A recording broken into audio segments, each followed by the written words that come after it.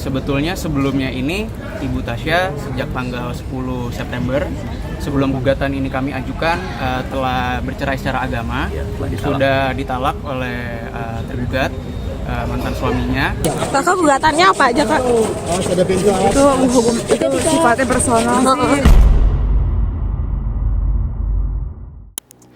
Di balik pintu ruang sidang Pengadilan Agama Jakarta Selatan, wajah cemberut seorang Tasya Parasya justru beradu dengan tawa hambar Ahmad Assegaf. Tasya dan Ahmad, pasangan glamor yang dulu tampak sempurna, kini berada di ujung kehancuran rumah tangga. Tapi ternyata, alasan Tasya menggugat cerai bukan hanya satu, alasannya berlapis. Ada kekecewaan mendalam, bahkan ada simbol perlawanan yang mengejutkan publik. Saking muaknya karena nggak mendapatkan nafkah lahir dan batin yang layak dari Ahmad, Tasya sampai menuntut nafkah Ida hanya sekecil 1 perak rupiah. Apa aja sih alasan berlapis Tasya Parasya menggugat cerai Ahmad Assegaf? Apa benar segitunya?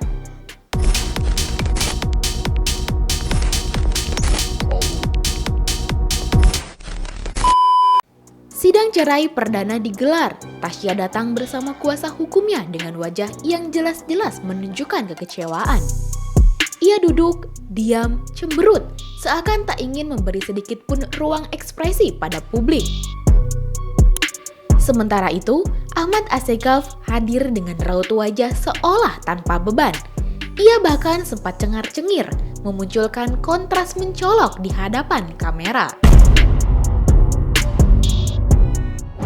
Bang, hari ini lagi didampingi kuasa hukum, Bang. Nomor antrian B6 dengan nomor perkara 722. Silakan masuk ke ruang sidang 2. Nah, ya Bang, ngomong Bang. Sehat Bang.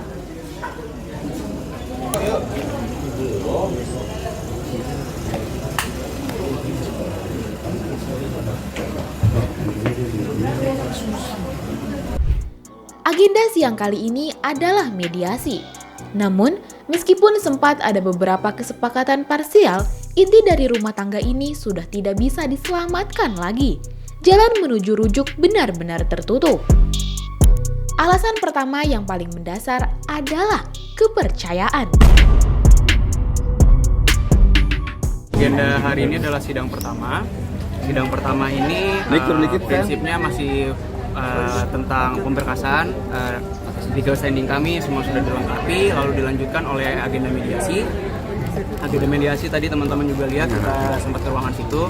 Di sana dihadiri juga oleh pihak tergugat.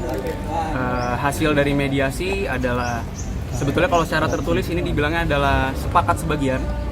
Tapi kalau kita ngomongin pokok perkara ini tetap deadlock. Deadlock dalam artian bahwa hasil dari mediasi ini tidak dapat rujuk kembali, sehingga sidang selanjutnya akan diadakan pada tanggal 8 Oktober nanti tahun 2025.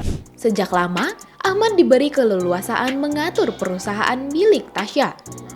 Bahkan, ia sempat dipercaya menjadi Chief of Finance sejak 2023. Namun, bukannya memperkuat fondasi keluarga, justru dari sini muncul kecurigaan adanya kecurangan. Jadi gugatan ini diajukan oleh klien kami, Ibu Tasya, itu karena masalah kepercayaan. Kalian sudah tahu ada banyak berita beredar di luar sana. Masalahnya apa? Di sini mungkin saya akan luruskan. Yang menjadi titik berat adalah adanya dugaan. Ini dugaan, tapi kami telah ada data-datanya pada kami juga, telah kami pelajari semua. Adanya dugaan penggelapan dalam perusahaan untuk nominal cukup besar ya, cukup fantastis juga. Cuma tolong teman-teman ini bisa ditekankan, bisa diresapi lah. Ini bagi klien kami bukan masalah angka. Mau nilainya miliaran rupiah, mau nilainya puluhan miliar rupiah, mau nilainya belasan juta rupiah atau 1 juta rupiah pun, ini adalah rasa kekecewaan yang telah dirasakan oleh klien kami, Ibu Tasya, atas kepercayaan telah diberikan, namun dihianati begitu saja. Sehingga gugatan ini kami ajukan. Salah satu menjadi dasar kami ya terkait dugaan tersebut di perusahaan karena Bu Tasya menjadikan mantan suaminya Chief of Finance di perusahaannya. Itu sejak tahun 2023. Cuma Iya. untuk keleluasaan dalam mengatur keuangan perusahaan itu telah diberikan oleh klien kami sejak tahun 2021. Lalu pada tahun 2023 dijadikan CFO ya, Chief Financial Iya. Officer. Iya. Namun demikian ternyata dugaan masalah penggelapan itu telah terjadi dari tahun 2021 sejak kepercayaan itu telah diberikan oleh. Jadi intinya di situ, di kepercayaan ini, sakit hati yang luar biasa gitu. Ketika sudah punya suami, sangat dipercaya, baik keuangan pribadi, keuangan perusahaan dan lain-lain, tiba-tiba harus menghadapi seperti ini. Tapi ingat ya, ini masih dugaan. Itulah lapisan pertama alasan perceraian Tasya, yaitu kepercayaan yang hancur, dikhianati oleh orang yang dulu dicintainya. Tapi, alasan itu bukan satu-satunya. Fakta kedua yang mencengangkan, ternyata Tasya sudah lebih dulu diceraikan talak secara agama oleh Ahmad. Rumah tangga mereka sudah lama tidak harmonis. Ahmad disebut tidak lagi tinggal serumah, tidak memberi nafkah baik lahir maupun batin. Sebetulnya sebelumnya ini Ibu Tasya sejak tanggal 10 September sebelum gugatan ini kami ajukan telah bercerai secara agama, sudah ditalak oleh tergugat mantan suaminya, sehingga secara agama sebetulnya Ibu Tasya sudah tidak sebagai istrinya lagi, bukan suami istri lagi, mereka berdua. Dan juga pada saat ini bahkan sebelum gugatan diajukan, Ibu Tasya dengan mantan suaminya telah pisah rumah. Jadi saat ini sudah tidak tinggal serumah. Lalu selanjutnya masalah nafkah sih sebetulnya ini bukan kalau dari Ibu Tasya sendiri bukan masalah karena ia tidak dinafkahi, tapi kembali lagi titik beratnya dalam masalah kepercayaan, sehingga ya inilah kita sekarang bergulir di sini, proses masih berjalan. Mohon support teman-teman semua. Talak yang sudah dijatuhkan, nafkah yang tak lagi diberikan, dan rumah tangga yang kosong jadi lapisan kedua dari alasan cerai bagi Tasya. Namun yang paling viral, Tasya menuntut nafkah Ida kepada Ahmad hanya 1 perak rupiah. Gimana enggak, Tasya sudah muak. Baginya, itu adalah simbol bahwa ia tidak lagi ingin memperebutkan uang, cuma mau bercerai. Ya memang Ibu Tasya juga merasakan bahwa tidak mendapatkan nafkah lahir dan batin secara layak selama ini. Dan juga terkait dengan dugaan penggelapan itu, kami pun juga melakukan upaya hukum. Kami sudah mengajukan somasi terhadap mantan suami Ibu Tasya terkait dugaan tersebut. Untuk selanjutnya nanti kita lihat perkembangannya bagaimana. Dan kami juga pada gugatan kami mengajukan nafkah senilai Rp100 karena mengingat bahwa selama ini Ibu Tasya pun juga merasa tidak ada nafkah selama menikah, sehingga lebih baik kami akan ajukan sebagai bentuk tanggung jawab mantan suami terhadap anak-anaknya saja senilai Rp100. Kalau Rp100 ini pun juga tidak dapat dipenuhi, ya kami juga bingung bagaimana tanggung jawabnya. Gitu ya. Terkait dengan dugaan penggelapan pun sudah kami ajukan. Nanti kami pun juga sudah mempersiapkan bukti-bukti, mempersiapkan dokumen-dokumen untuk upaya hukum selanjutnya, yaitu melaporkan ke pihak kepolisian. Dalam sidang ini, hak asuh anak pun jatuh ke tangan Tasya. Ia memilih untuk fokus membesarkan buah hati tanpa bayang-bayang konflik.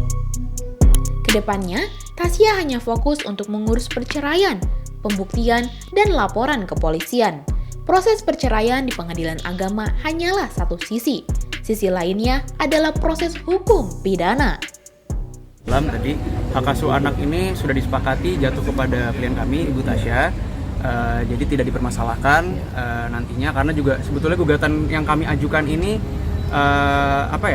sifatnya tuh lebih kepada untuk perceraiannya. Kami tidak ada minta harta gono gini, terus hak asuh anak juga karena sudah dipenuhi. Jadi kita ke depannya akan fokus masalah pembuktian dari dalil-dalil yang kami sampaikan, dalil gugatan yang kami sampaikan.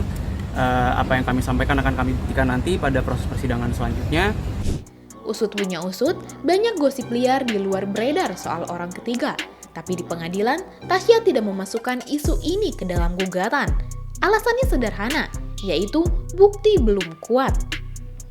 Itu masalah orang ketiga tidak kami ajukan di sini, tidak kami taruh dalam dalil gugatan karena kami sendiri tidak megang bukti bukti yang konkret. Jadi kalau memang itu ada di luar sana, berita itu di luar sana, mungkin teman-teman secara langsung melihat ya itu silakan kalian lah, mungkin teman-teman yang bisa menilai sendiri. Cuma dari kami fokus terhadap rasa kepercayaan itu.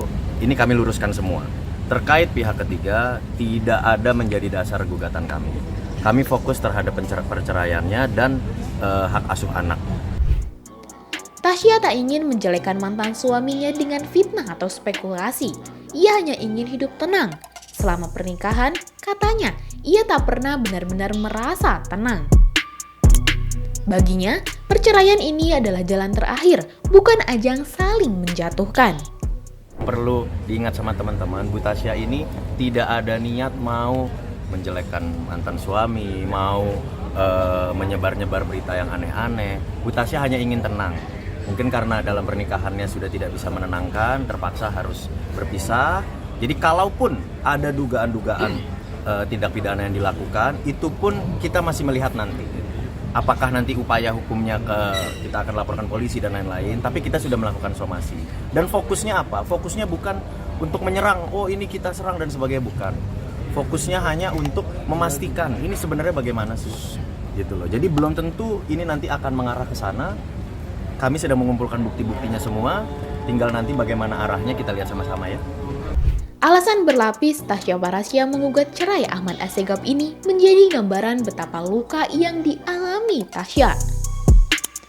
Bukan hanya tentang perceraian, ini tentang harga diri, kepercayaan, dan masa depan. Karena itulah Tasya telah bulat dalam mengambil keputusan. Gimana menurut kamu? Apakah Ahmad Assegaf akan melawan balik? Ataukah kisah ini akan berakhir dengan pengakuan dan keadilan? Coba tulis pendapat kamu di kolom komentar ya. Jangan lupa subscribe, like, dan share video ini supaya makin banyak yang tahu sisi lain dari berita yang viral. Sampai jumpa di kupas tuntas berita hiburan selanjutnya bersama IGini.